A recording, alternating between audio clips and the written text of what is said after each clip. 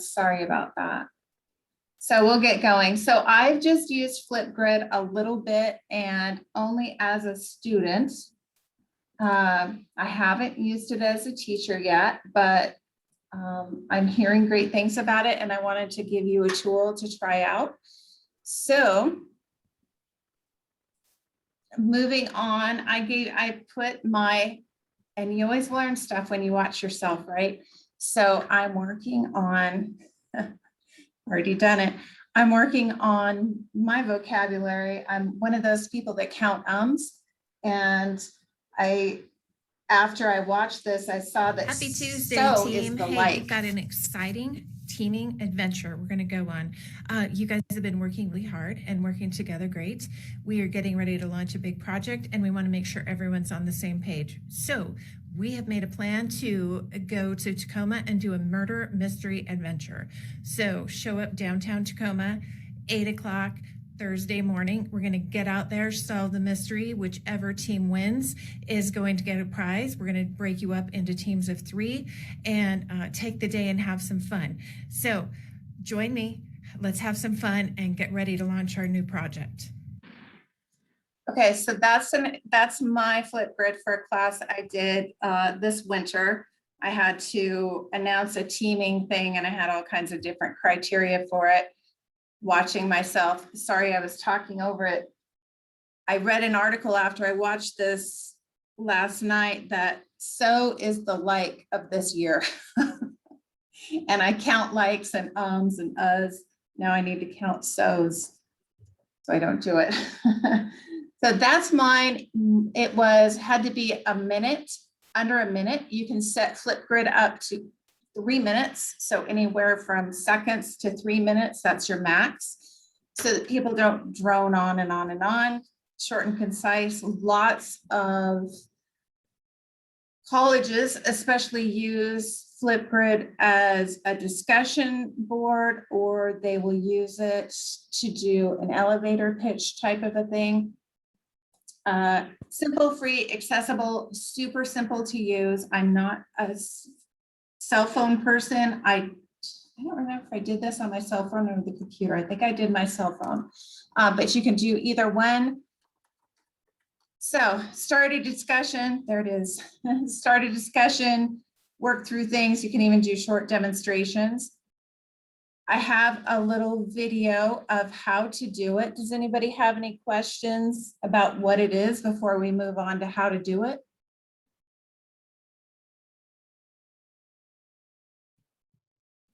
You keep saying it's free. Is it in our Canvas or do we have to Google it and find?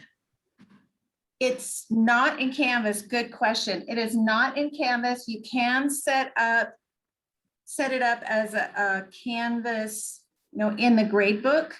And I know that when I was taking this class, it was through UW, you had to they had an assignment in there that had the explain what you wrote.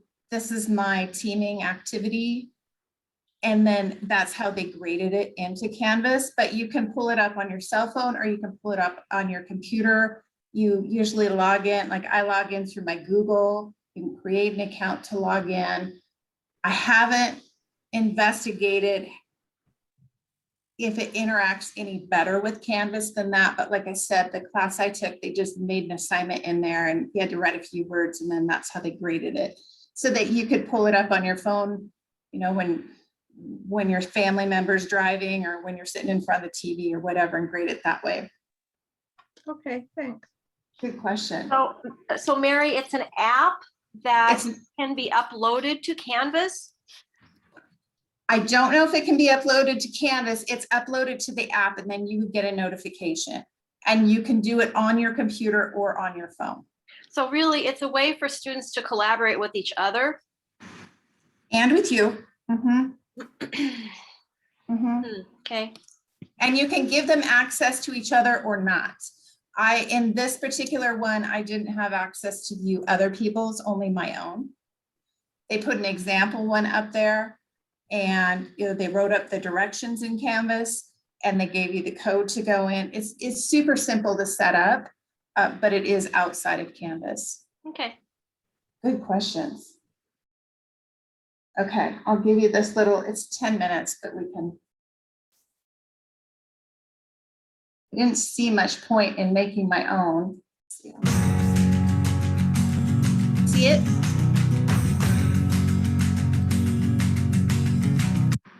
In this video series about how to teach remotely, I'm going to be showcasing some of the best technology programs you can use to teach your students from a distance. All the programs I'm going to be showing in this series are completely free. A lot of ed tech companies out there that normally cost money have also made their programs available for teachers to use for the rest of this school year free of charge. Programs like Flipgrid for remote learning because it still allows students and teachers to interact together and can combat some of that feeling of loneliness that might come from distance learning. My name is Sam Carey, and this is my YouTube channel for the New Ed Tech Classroom.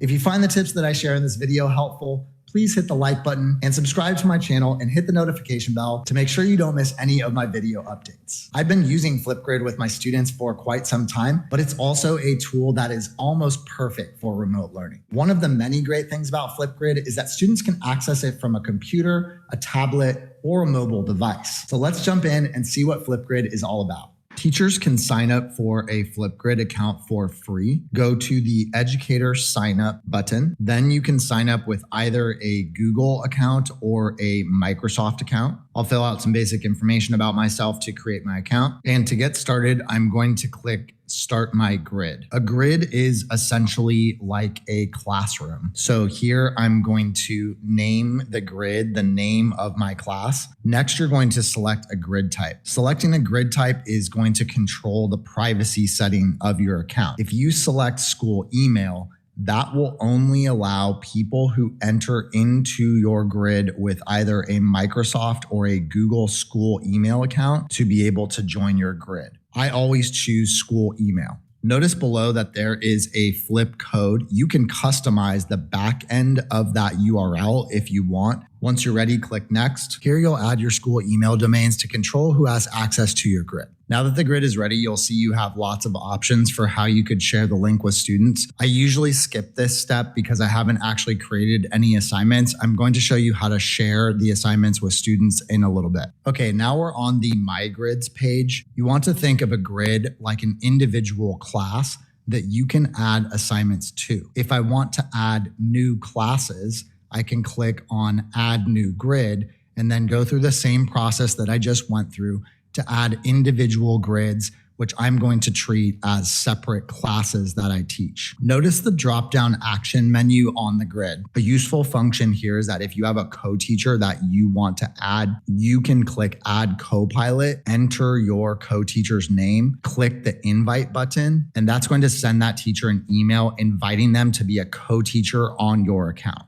Note that the person you invite will need to already have a Flipgrid account set up in order for this to work. Before I show you how to create an assignment, let's first look at what an assignment in Flipgrid would actually look like. So for this assignment, students read a book and then recorded a video review of that book. This would potentially be a great thing to do for remote learning. You can see the assignment title and the GIF and instructions at the top. And in a second, I'm going to show you how to customize all of that. When I scroll down on the page, I'm able to see all the individual videos that my students have posted, as well as the replies that other students posted to each other. When I click on an individual student, I'm able to view the specific video that they posted for this assignment. You'll see there's a place where I am able to provide my own video feedback to students. If I choose not to record a video response, I can also just add written feedback. Here at the bottom, you'll see that I also have the opportunity as the teacher to reply to the student. And if I choose this option,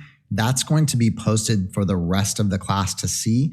And you can see here that another student already replied to the student with her own video feedback about that other student's topic. What I really love about this for remote learning is that it's going to give students the option to still continue to interact with each other in meaningful ways. All right, now I'm going to show you what it would look like when a student logs into Flipgrid. When they scroll down, they're going to be able to see the video responses that all of their classmates have posted. When they're ready to post their own video, they'll click on the green plus button, and they can also view and respond to each of their classmates' videos in the grid.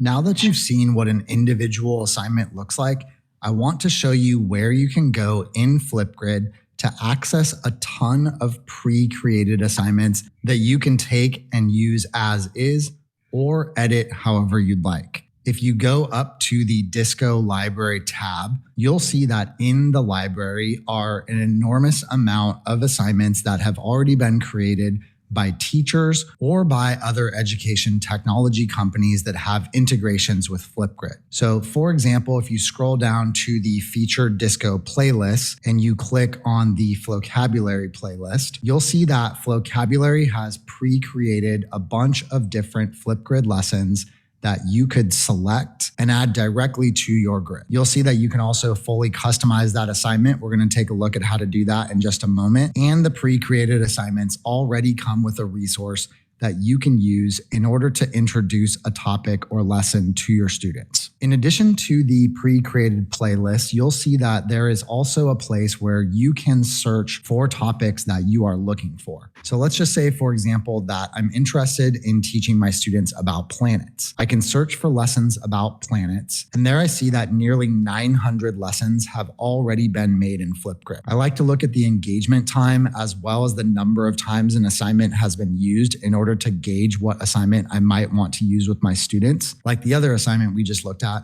this assignment also comes with a resource for students, and you can add it to your grid with a single click of a button. Notice once I've added new topics from the Disco library, they show up in my grid and are ready for me to use with students. All right, let's go ahead and jump into one of these assignments so you can see how it works. In order to edit the assignment, you're going to want to go to Actions and select Edit Topic. Here you'll see that I'm able to change the title of the topic. You can change the duration of the recording time. The video response that students create can be as short as 15 seconds or as long as 5 minutes. Next, you'll see that you're able to edit the instructions however you'd like. If you click Delete Focus, it's now going to allow you to fully customize how you want to introduce the assignment. There are really loads of different options here. I particularly like recording my own video for students the first time that I'm going to ask them to do a Flipgrid assignment, in part just to model what I'm looking for and also break the ice a little bit and showing students that I'm willing to take the same risk that I'm asking them to take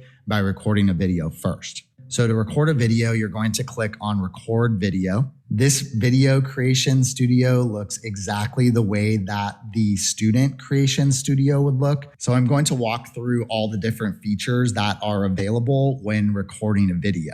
First, you'll see up at the top that you can add a sticky note. Adding a sticky note would allow you to actually add some text directly to the video. Then at the bottom, you'll see that there are different customization options. The first is to filter the video for color. So let's take a look at what some of those color filters would look like. You'll notice the pixelated feature. So this is actually a great one for students if they're feeling uncomfortable with showing their face in the video. They can pixelate their face and still continue to participate. All right, I like this super cool one, so let's go with that. Next, if you wanted to add text in another way other than a sticky note, you could also just write directly onto the video by clicking on the text icon, select a color that you like, type what you want to write, and you can also select that text box and drag it wherever you want it to go. There are stickers that you can add to your video. This sticker can also be expanded as big as you want it. And this is another way that students could potentially hide their face if they weren't super excited about having their face in a video. There's also a drawing function, so you and your students could draw directly onto the video. Next is a board option. You can choose the board option to treat this essentially like a whiteboard or a blackboard, where you might just want to add some different text or instructions. Lastly, there's a custom sticker choice. Here, since I use Bitmoji and my students are really familiar with the fact that I do that, and I want to keep some of that familiarity, I might select a Bitmoji, drop it in, scale it down, and there you see that I have a fully customized screen. Now that I'm ready to record my video, I'm going to strive to provide my students with a very brief explanation about what the assignment is going to be about. And I'm going to model for them my own answer to the question about how I'm personally feeling about remote learning. So once I'm ready to record, I'm going to hit record. Oops, oh no, I realize I'm not ready. Okay, so here, I don't want this video in. I'm going to click that redo button. This happens with students all the time.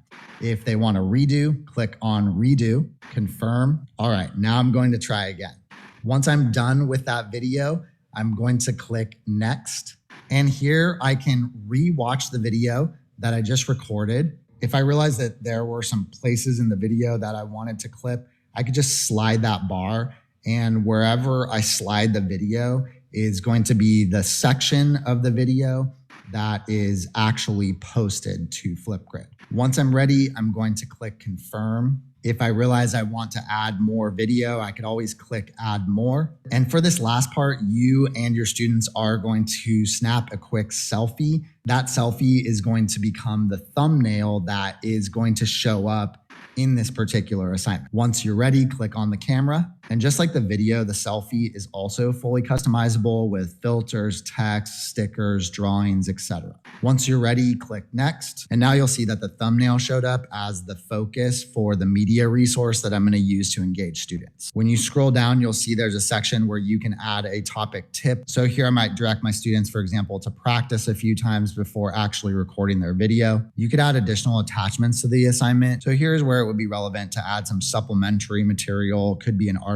or a video that you want your students to read or watch. And when you scroll down, you'll see that you're able to fully customize the setting. The first setting is for video moderation. So if you're concerned that students might be posting videos that are not appropriate, or if you just want to make sure that you're checking the videos before they actually get posted to the grid, then you would want to turn on video moderation. You can turn on or off student-to-student replies. I typically keep this on so that my students are able to respond to each other via video. You can also change the status of the topic. If it's active, students will be able to access it right away. Frozen would be view only so that students could view the videos but would not be able to post new responses.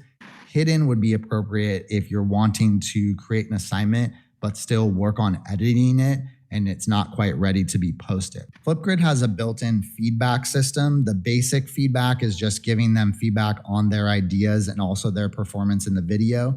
If you wanted to create your own custom feedback rubric, you could do that by clicking on custom feedback, add criteria, and there you could build your own customized rubric for how you would be grading their responses. All right, once you're ready to launch the assignment, you're going to click Update Topic. And now let's see how it would look on the student end. First, you're going to need to share this assignment with students, and there are several different ways you can do that. If you're looking to share it on Google Classroom, hit the Share button, Share to Google Classroom, then select the class that you want to share the assignment to. You'll be brought to Google Classroom where you can set up the assignment and assign it to students. And then students will be able to log into their Google Classrooms, select the assignment, log in with their email, and you'll see that the student was brought directly to the assignment page where they can watch the video introduction to the assignment that I just created. When they're ready to add their own response, they'll click on the green plus button. Another good option would be to copy the link to the assignment and then embed it in a Google Slides hyperdoc. If you haven't watched my other video about how to set up a Google Slides hyperdoc, Okay, so I'll stop it there because we don't use Google Classroom, but you can do the same thing with Canvas. You can select the hyperlink and put it into Canvas. Again, the class I took, they said, make a Flipgrid account. Here's the code to get in, and you're off and running. So And Tim will send out the PowerPoint slides, and all of them have the links in them. So you can go back and refer to, stop, pause, play. And the first time or two I did it, I'd make it like a bonus. Maybe, if you do this, maybe you get a bonus point on your test or something. I don't know. So student work ideas, lots of different ones. I already talked about the elevator pitch discussion board. It's going to be short. 3 minutes is the max you get, but it's a great way to even do an exit ticket. What'd you learn today? What'd you learn about this? What questions do you still have? Something like that. Then the next slide is going to be the different rubrics, and those are similar to or the same as what I put up there for YouTube, using YouTube in the classroom. With the exception of UW team assignment, I put the rubric up there that I was given for my assignment I did on the first slide. So those are all hyperlinks as well, and you should be able to access those rubrics. Let's see. All right. So we have, oh my goodness, 2 minutes. Questions? When are we doing the drawing for the pony, Mary? Oh man, and I didn't bring the pony to work today. Let's see. And I need to do the random. I saw it. Are you using a random drawing thing there, Yeah. Tim? Or the puppy, or the puppy. or The the puppy's puppy. good. I can't You give give you the my puppy away. grandpuppy. Oh, I'm sorry. She is an amazing grandpuppy though. Just to answer or to kind of elaborate on the initial question, which you think is the big question everyone has, which is how does this work with Canvas? You do have some options on it. You can run it completely and totally independent of Canvas. So you go to Flipgrid, you set up an account. However you do it, like Mary said, you do the account and then say, what did you learn as the Canvas assignment? You can go ahead and just make an ungraded or an unsubmitted assignment in Canvas and add points, but you can integrate it in Canvas. But the key here is it can't be done on a global level. What that means is you do it as an instructor. So Elizabeth, you would go to Flipgrid, you would sign up, you would create an account, and it would give you all the tools, and we'd be happy to work with you to do that. I'll put some links in the email we sent out, but you would then take that and put it in your Canvas class. It goes class by class. We can't do it globally. Flipgrid doesn't have that technology. But if Elizabeth is teaching English 101, she can then create an English 101 Flipgrid, put the stuff in Canvas. It'll show up in the grade book. So it requires a bit of work on your part, nothing terrible or horrible or anything like that. We try not to recommend stuff that takes 6 hours of prep work, but in 5-10 minutes, you can set it up, and then it would actually be pulled into Canvas, and you could see the assignments in Canvas and grade it in Canvas and do all of that. So it's kind of up to you. I think it's a little bit easier from just running it to run it in Flipgrid, but it's much easier from a grading and viewing perspective to invest that 5-10 minutes to set it up in Canvas. And as always, we'll be happy to, Zoom account or handout or whatever to get you guys that information. So I think that answered the questions about integration in Canvas. Can I address a question, Tim and Mary, to you that's not quite related to Flipgrid, but I noticed it when you were playing videos. And I've experienced this, there's a lag time sometimes between the audio and the video, and I've increased my internet speed to try to compensate for that. For example, if I were to play a clip from a video that I have available to me, I think they're getting an auditory lag. Can either of you want to comment on that? Will increasing my internet speed even more help? Because it's more expensive to do that. No, you're going to get a 1 to 2 second lag. And I've been looking at that, and I have not found anything that anyone has said anywhere on a way to do it. It's just the nature of the beast. Oh, bummer. Yeah. So what we do, what I should say what we do, what I do is I just tell everybody, hey, you'll get used to it, especially I'm in a church Bible study, and there's lots of close-ups of people talking, and it's really noticeable on, kind of thing. So I just tell people in advance that this is going to happen. It's going to be about a 1 to 2 second latency period, and nothing you can do about it that I've seen. Okay. Well, that's helpful at least. Thank you. Sorry. Yeah. Hey, hi, this is Ken. Just a quick question about Panopto as it relates to the videos that are recorded here. Is that something that's dynamic, that the videos from flip chart could be included in the Panopto, or would that be redundant or necessary? Okay, I don't follow the question. Sorry. Can you repeat it?